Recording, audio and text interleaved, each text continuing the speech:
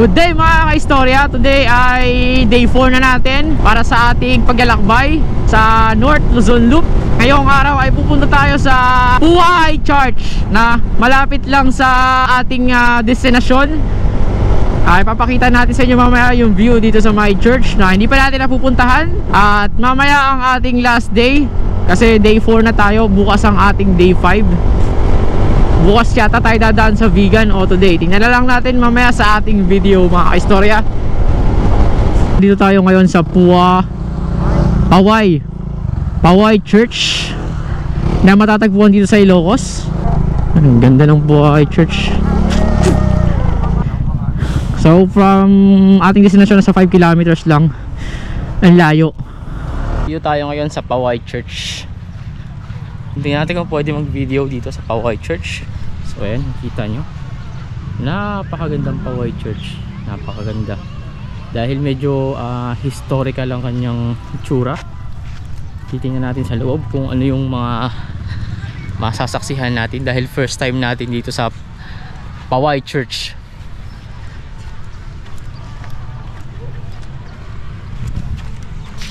Tapos mamaya magpapalipad ulit tayo ng drone. Tingnan natin yung aerial shot. At magpapaalam muna tayo kung pwede magpalipad ng drone mamaya sa church. Papangit. Magdidikit tayo dito sa Ilocos, malapit sa may gilid ng church ng sticker.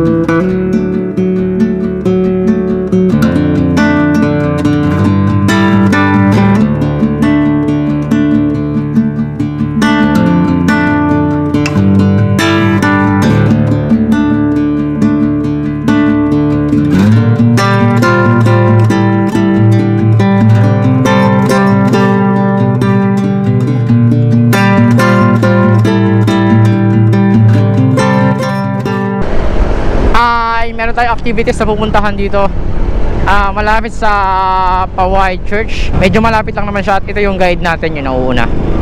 Naka 1 garage by Motodeck.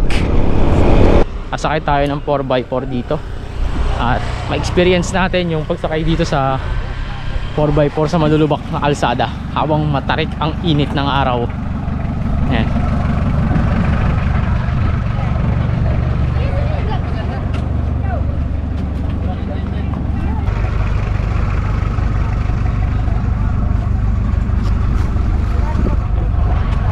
Saan ako?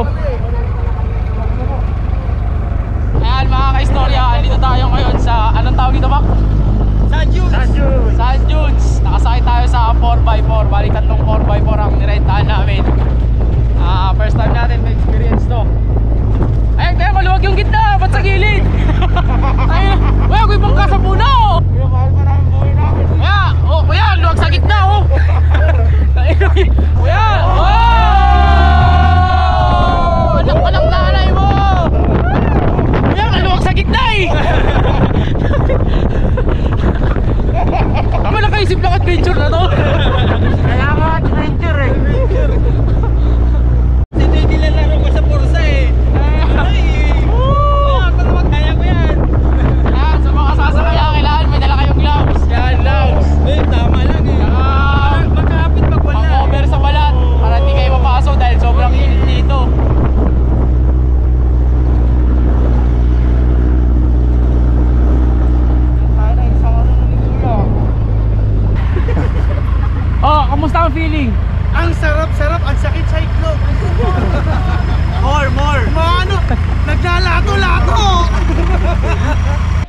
Yan, sobrang init. Tarik na tarik.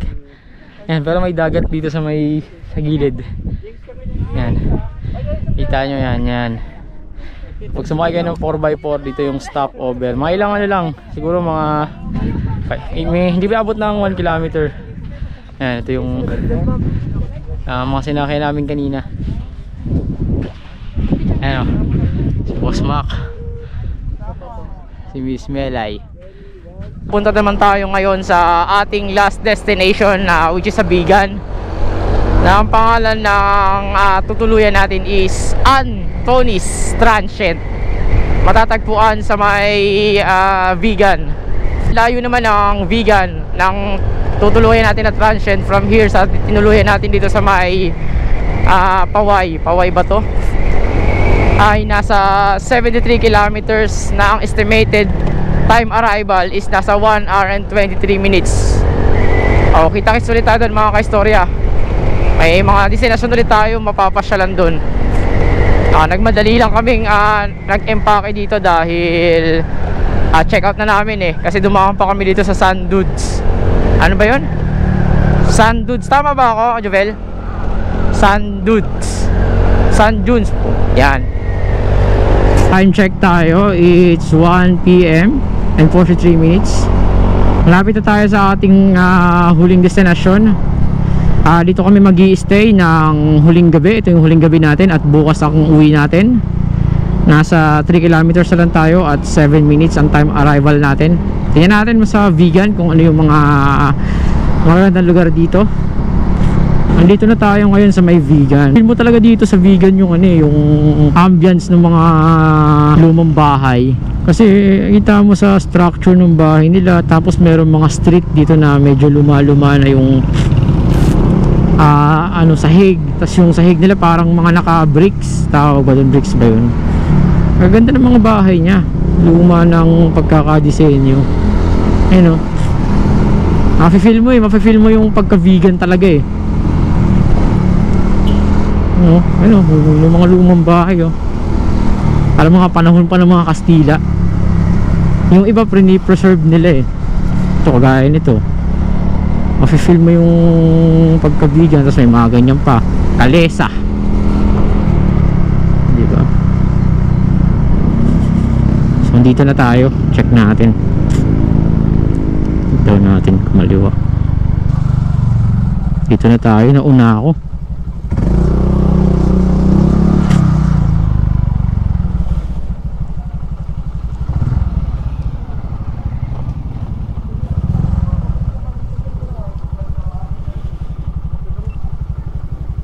Anthony's Transient House. Ito ang aming tutuluyan. Nas mamaya kakain na muna kami at mag-iimpake, bibihis para mapaggalagala. Ay ma'am, shout out po. So bali 17 po kayo. Yes po. Ayun ma'am, yung kakausapin niyo po. Yung si matangkad. Sila yung promotor.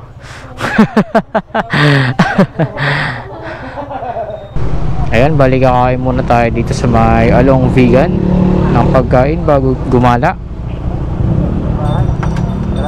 Lutong bahay dito sa Vigan.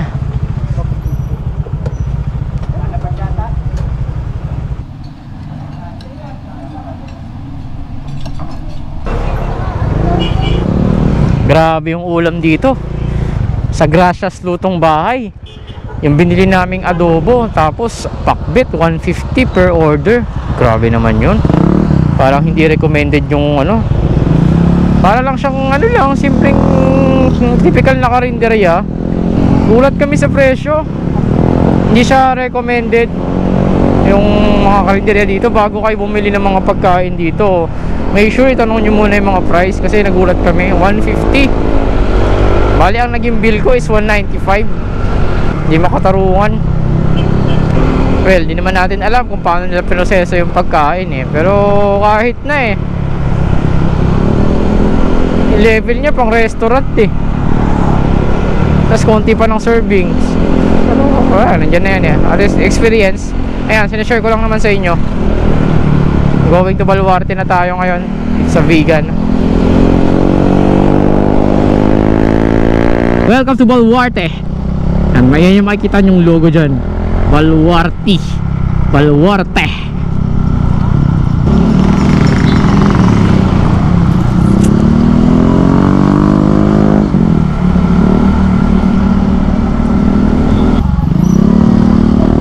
Ayan mga kaistorya, dito tayo ngayon sa loob ng Baluarte kung saan makikita natin dito yung mga iba't ibang uri ng hayop.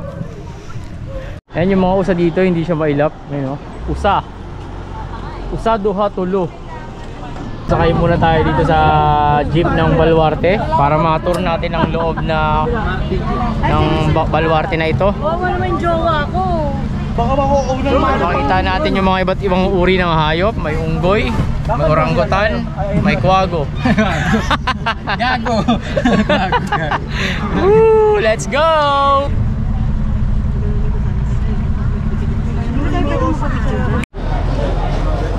Yan, Safari Gallery. Ang Baluarte Safari Gallery ay matatagpuan sa Vigan City, Ilocos Sur. Ito ay isang trophy room na naglalaman ng mga napreserbang labi ng mga hayop na personal na napatay ni Chavez Singson galing sa iba't ibang bahagi ng mundo. Inilaan ni Chavez Singson ang gallery na ito para sa mga taga-Ilocos upang makakita sila ng mga kakaibang hayop na hindi kailangan pang pumunta sa Manila o sa labas ng ating bansa.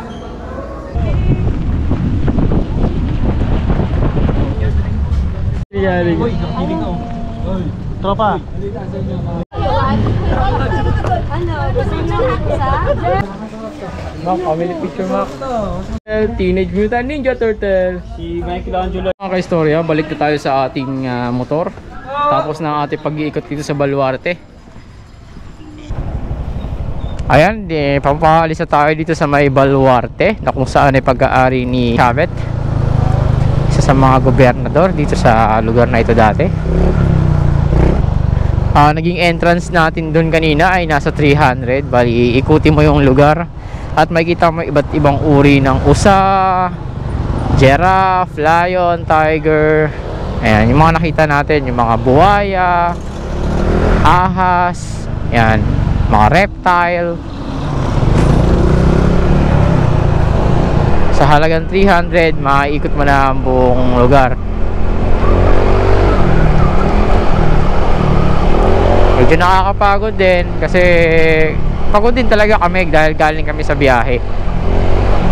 At pupunta naman tayo dito sa may Crisostomo, yung parang lumang street, yung sikat na street dito sa Bigan. Tingnan natin mamaya kung saan banda dito yon. Hindi ko pa napuntahan yun eh, first time ko mapupuntahan yun eh. So tara, andito na tayo ngayon mga kaistorya sa Calle Crisologo. Napakaganda pala ng kalsada dito, no? Gawa sa bricks, hindi tinipid. Ngayon maghahanap tayo dito ng parking. Saan kaya pwede mag-park dito? Dito na tayo ngayon sa Calle Crisologo. Medyo matao pala dito sa area na to. This is the Calle Crisologo. Mga kalesa dito sa area na to, dito sa Bigan, dito sa street na ito. Hindi ko alam kung Calle Crisologo pa rin itong area na to. Medyo crowded pero yung ambience siya maganda dito, yung ambience. Ganda nung sahig niya dahil gawa sa bricks. Kaya medyo matibay-tibay.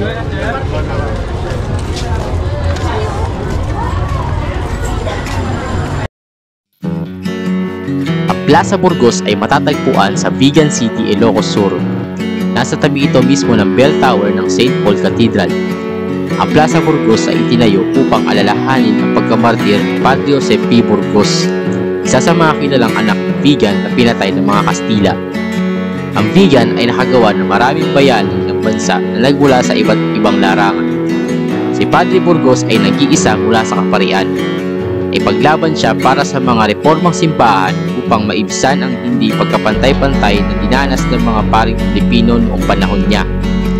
Siya ay biniray sa bagong bayan ng Maynila kasama ng 2 pang reformistang klero. Sila ay sama-sama kilala sa kasaysayan ng Pilipinas bilang Borza, na kumakatawan sa kanilang mga apelyido na Gomez, Burgos at Zamora.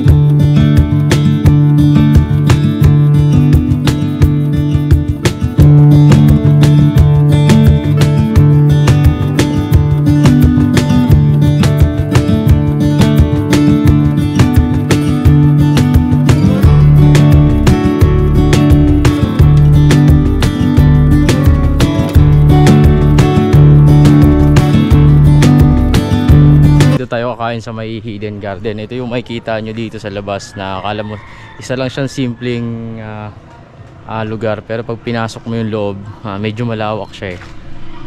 Ito yung una mo mga makikita, simpleng bilihan lang. Tapos merong mga antique.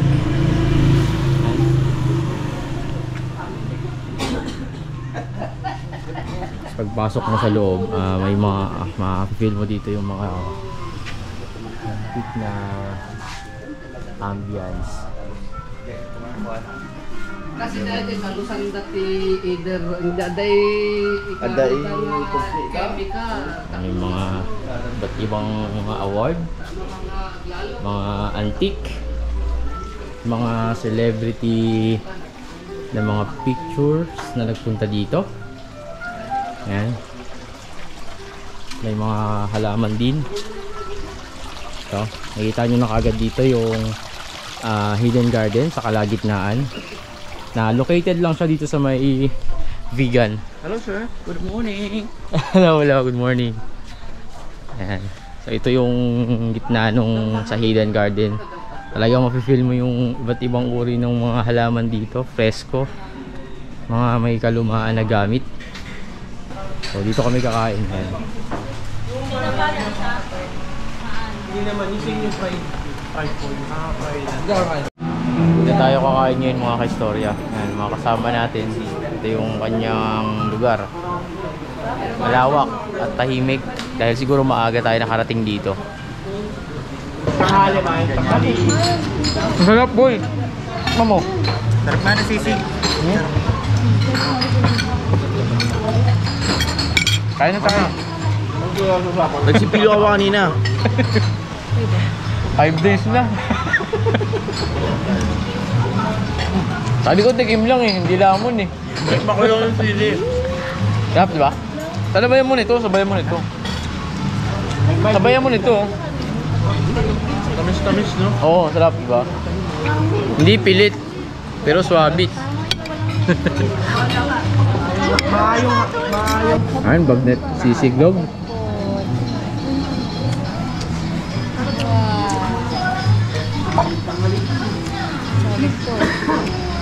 Yung po kasi yung maayong adlo.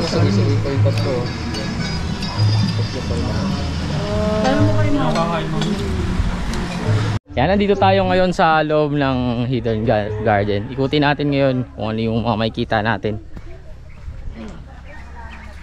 Yan, daghag halaman dito, daghag. Yan, shoutout kay Armel. Yo, istorya. Isa sa mga pagkain ng ating crocodile.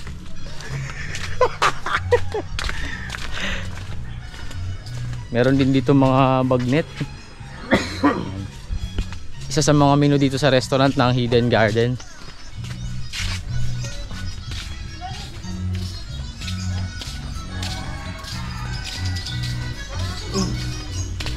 At isa sa masarap na pagkain, ang puki-puki.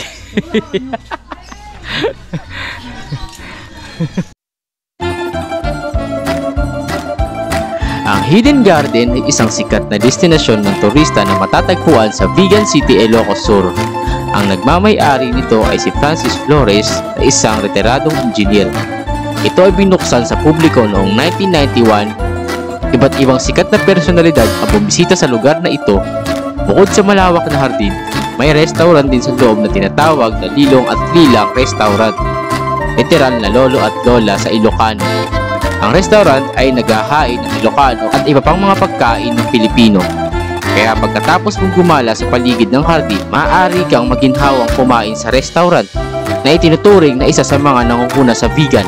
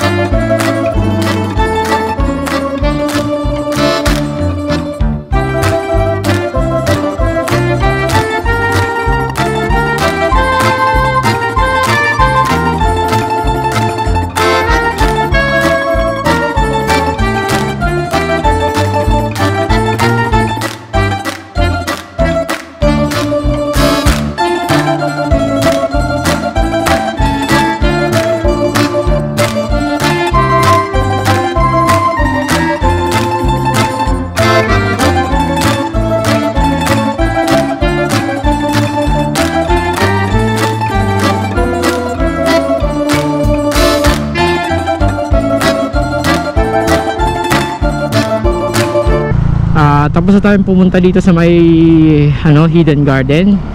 Diyan na rin tayo nag breakfast. Tapos may pupuntahan naman tayo ngayon ditong simbahan sa Vigan. Bago tayo umalis, meron tayong simbahan na pupuntahan dito para mag picture. Tapos back na naman tayo ng panibagong biyahe sa ating day 5. Pauwi na ang biyahe natin. Nasa 400 kilometers plus ang tatakbuhin natin mamaya. Ang time estimated arrival is nasa 8 to 10 hours. Depende yan sa stopover.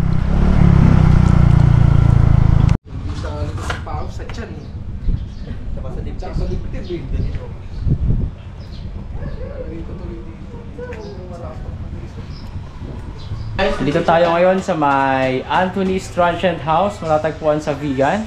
Ito nga pala ang nakausap namin, si Josie. Siya po yung nakausap ni Mark at saka ni Mel para mag-book kami dito sa Anthony's Transient House. Baka may gusto ka sabihin, ma'am?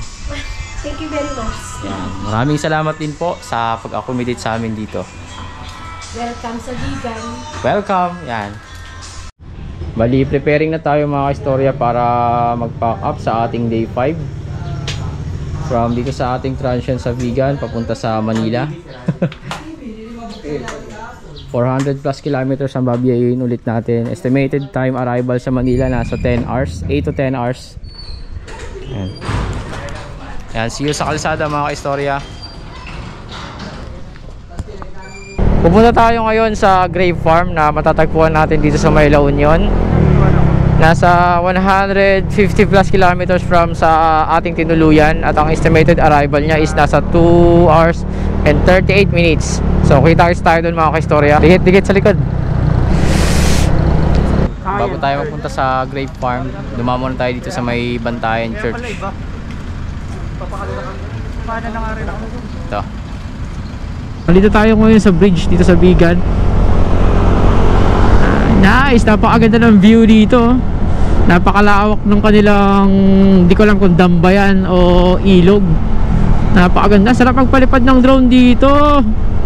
Kaso dire-diretso lang yung takbo natin. Kaya wala, hindi tayo makahinto. Sa susunod pag nag-solo tayo ng biyahe, pwede natin makuhanan yan.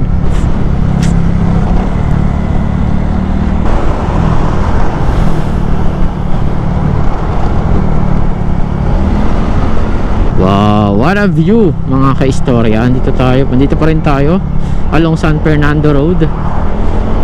Yan. Clear, clear, clear. Clear.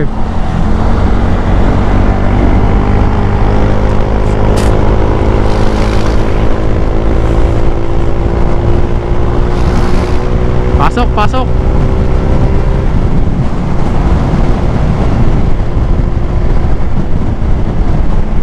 Amburayan Bridge. Napakaganda ng Amburayan Bridge at napakalawak. Nice.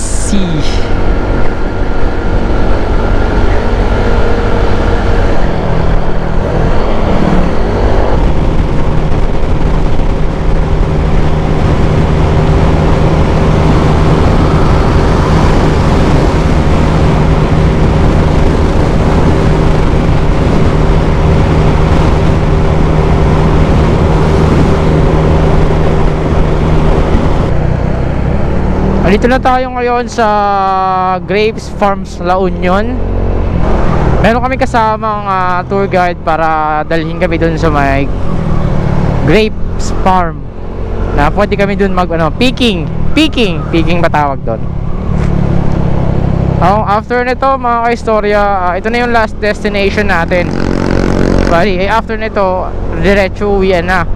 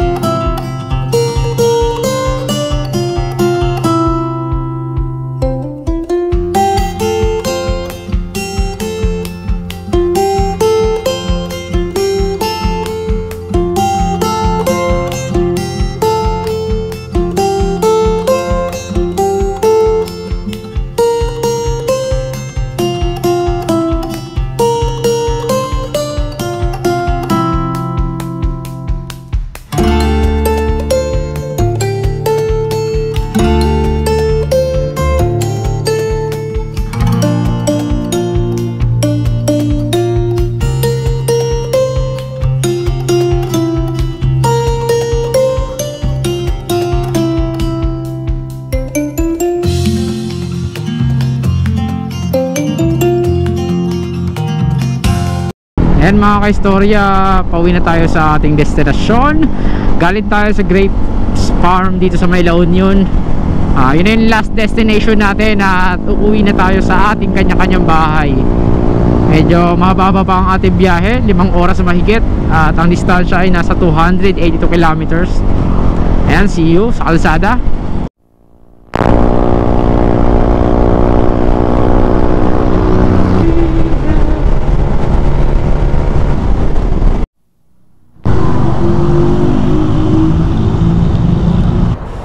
Habang di pa tayo nakakalayo, papaalam na tayo sa ating mga kasama. Ito na tayo, ito yung last natin eh. Huh? Mels! Ano, bakit? Wala lang, pang sa video. Ayan. Napakala ko. Jasper! Ate, hello. Ako hindi kilala. Ayun lang! Ano ang pangalan mo? Erwin. Yan, si Erwin. Shout out. Meron pa rin. Shout out kay Erwin at kay Kuya Jasper. Yan, mga nakasama natin na galing pang Laguna at karamihan galing sa Pasig yan. Shout out. Leader ba? Tama, leader? Leader sa chapter or sa ano? Ha? Admin ka na. Admin? Ayan, si Kuya Jasper is admin siya ng White Pirates, tama no? Laguna chapter, yan. Ayan, shout out. Ayan, shout out kay Blue. Marisa, shout out po. Ha? Shout out po sa inyo. Shout out James. Shout out sa inyo. Raymar, shout out sa video. Okay. Jumel, ang matampuhin namin kasama. Shout out Armen. Shout out ang kasama ni Armen. Ayan. Okay kayo. Hindi, sa video for ending. Ending na. Wala ka na. Blue, how's your experience sa North Luzon Loop? Anong masasabi mo? What's your ano? Ano? Sabi ko, alam ko na ngayon. Pag sinabi mong una-una, babagal ako. Alam ka na ugali mo.